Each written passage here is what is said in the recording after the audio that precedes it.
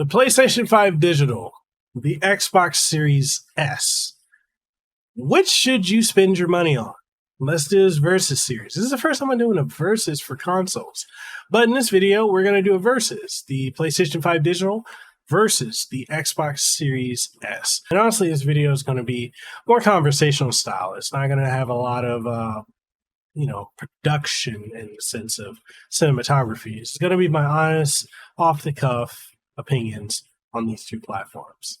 Let's get into it.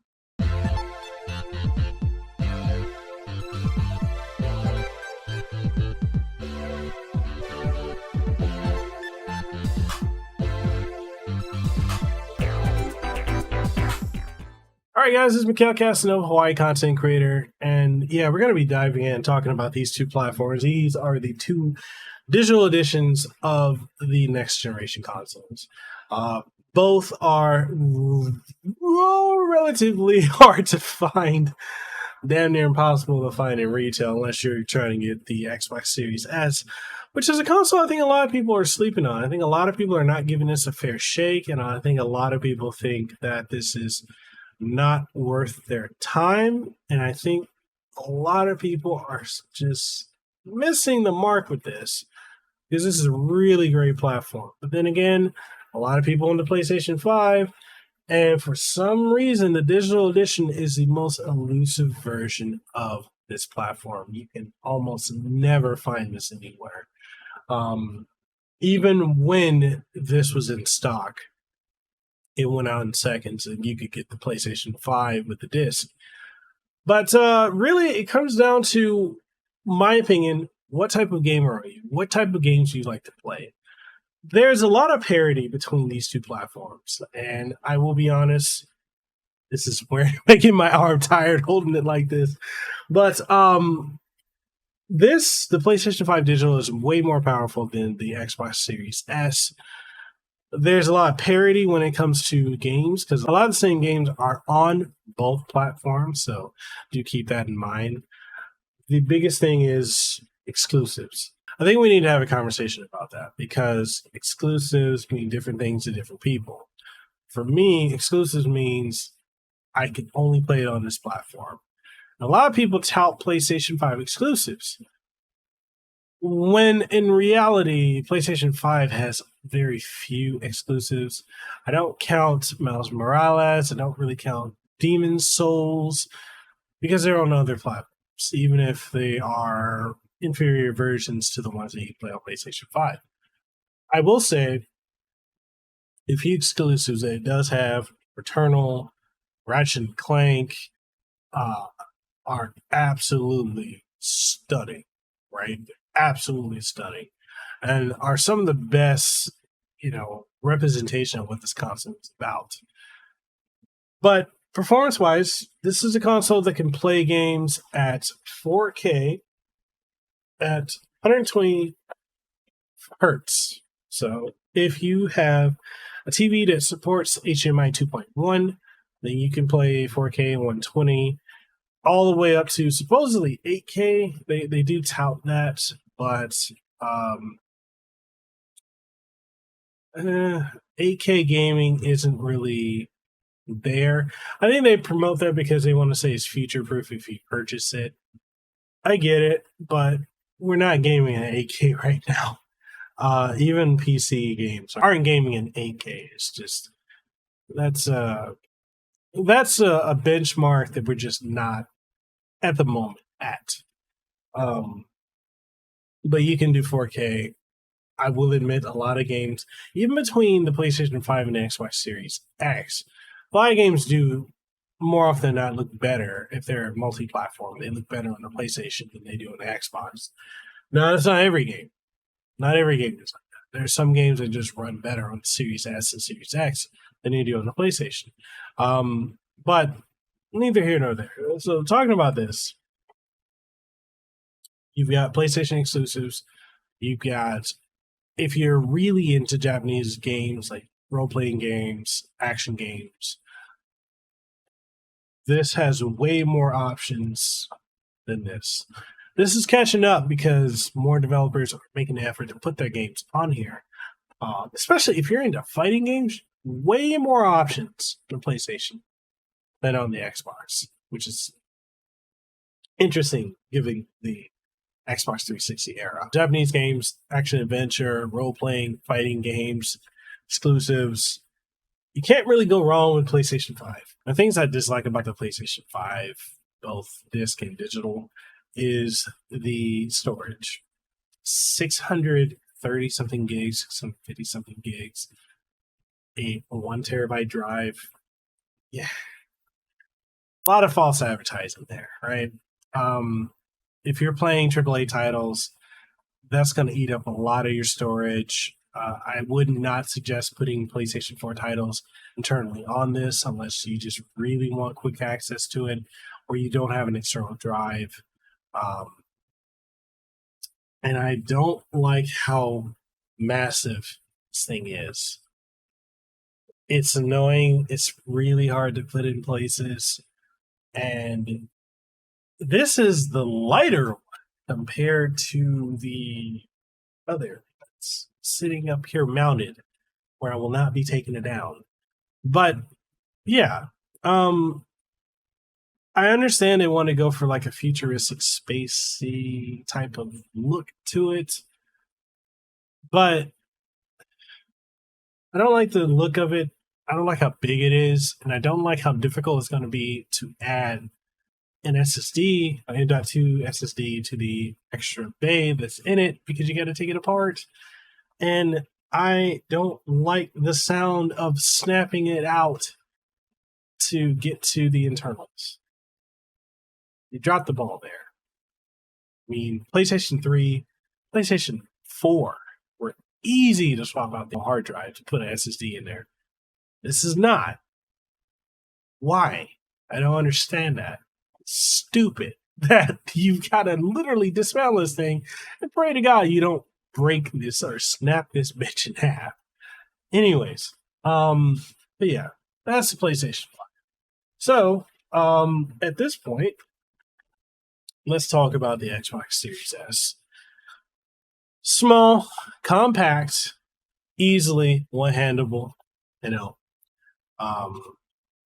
very easy to add additional storage to it if you wanted to.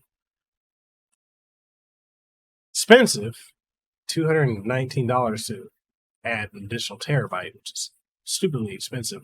Catch it on a sale. Other than that, the thing with this is you out the box. If you were to buy this is about $299. This is $399. Yes, PlayStation 5 is more powerful. But look at it this way. Hear me out. $299. You get 3 months of Game Pass. Actually, you can actually do a free month of Game Pass for a buck, right? So, get Game Pass. You got hundreds of games to play.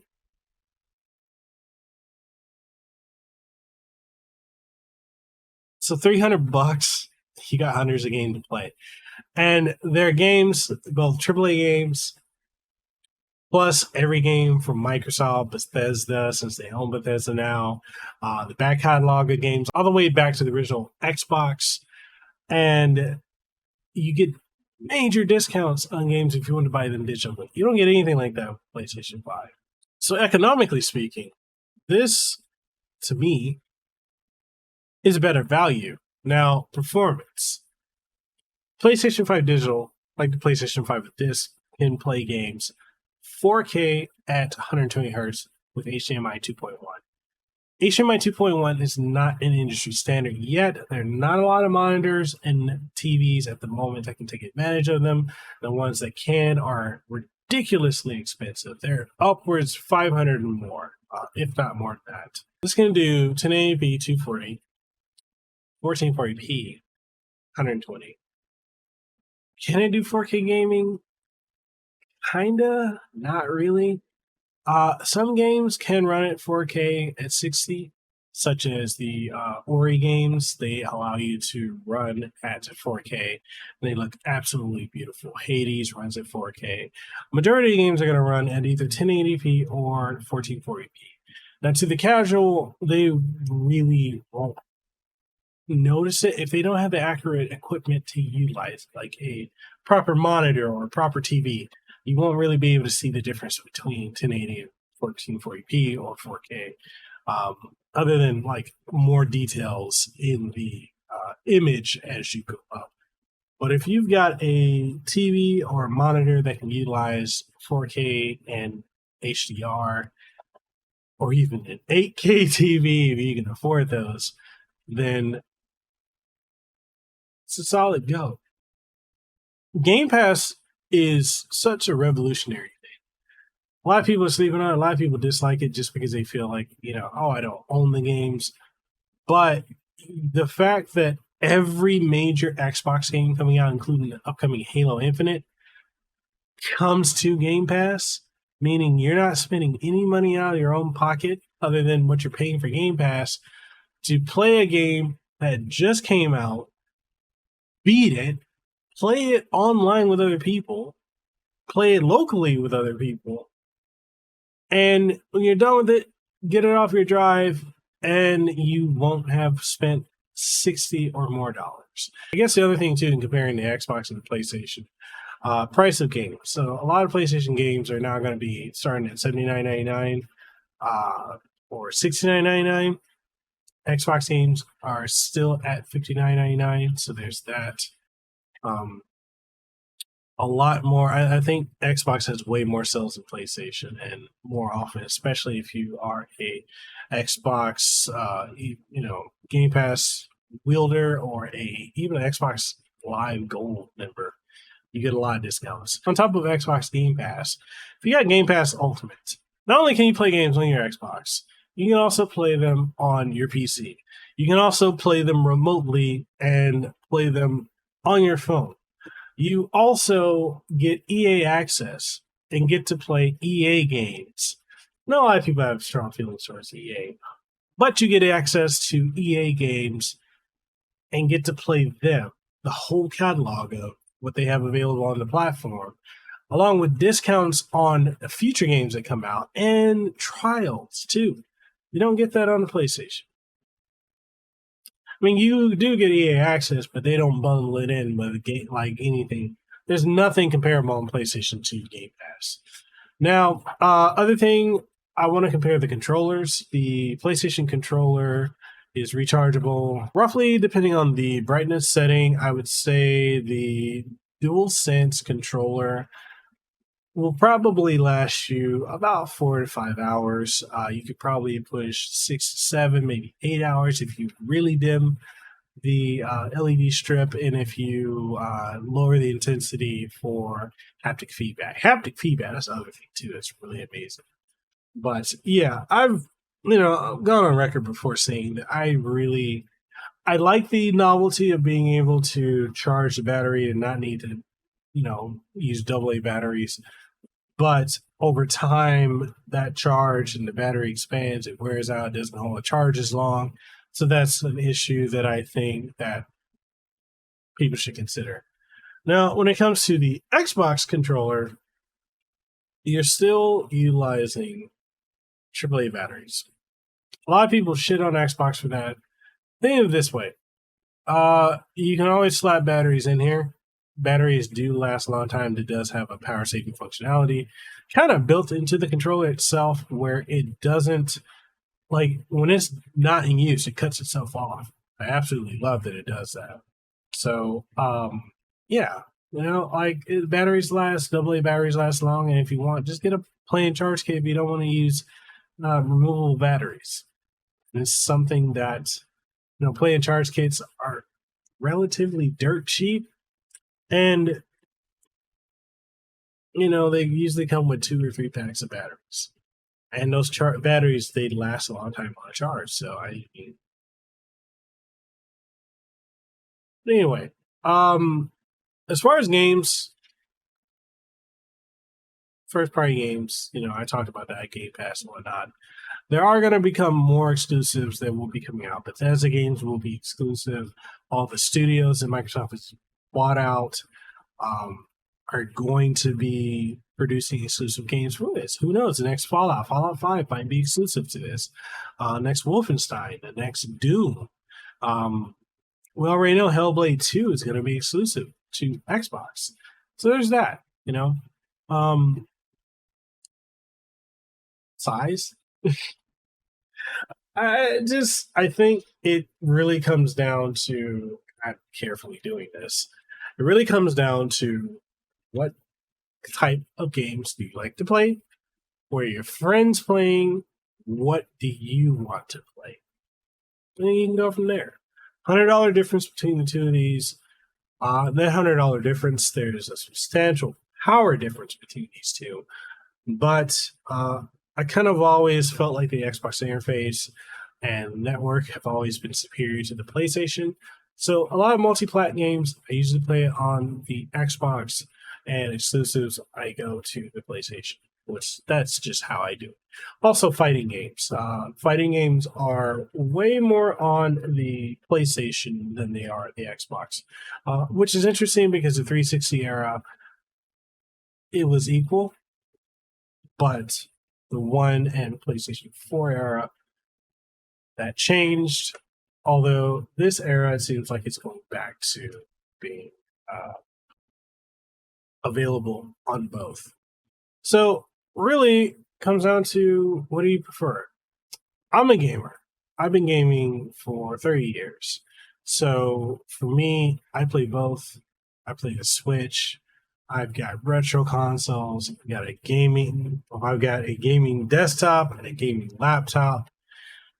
I just like games. I don't have a console like I'm a fanboy of.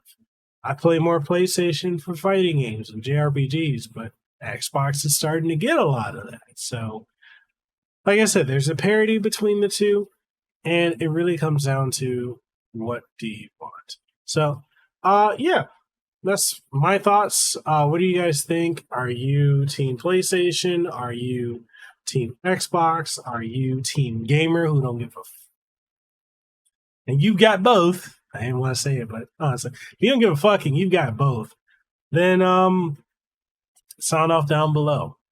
That's all I really gotta say. If you want to pick either of these up, I'll have Amazon and Best Buy affiliate links. Don't buy either of these from scalpers. Wait for retail price, and yeah, that's it. If you purchase it using my affiliate link, I do get a little bit of kickback. There's no additional charge to you.